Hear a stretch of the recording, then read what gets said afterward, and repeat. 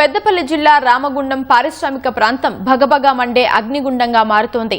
Monday ఎండలో open cast ప్రాజెక్టుల్లో పనిచేయాలంటే కార్మికులు వెనకడుగు వేస్తున్నారు. విధుల సమయాలు మార్చాలని కార్మిక సంఘాల నాయకులు కోరుతున్నారు. ఉదయం 6 గంటలకు, మధ్యాహ్నం 4 గంటల తర్వాత షిఫ్ట్లను ఏర్పాటు చేయాలన్నారు.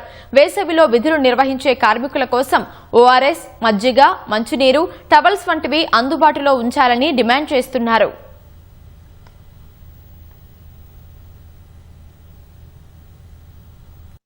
అత్యధిక ఉష్ణోగ్రతలు నమోదవుతా ఉన్నాయి. ఇవాళ ఓపెన్ కాస్ట్లోని భారీ యంత్రాలలో 50 డిగ్రీల సెంటీగ్రేడ్ కూడా ఉష్ణోగ్రత నమోదవుతా ఉన్నది.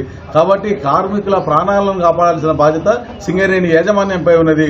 అందువల్ల first shift, second shift timings మార్చాలని డిమాండ్ చేస్తా ఉన్నాం. వాళ్ళ ఉదయం 7 గంటల నుంచి 1 గంట వరకు పనులు జరపండి.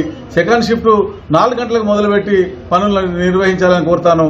తక్షణమే పనివేళ్లు మార్చి సింగరేణి కార్మికులను ప్రాణాలను కాపాడాలని మేము డిమాండ్ చేస్తా ఉన్నాం.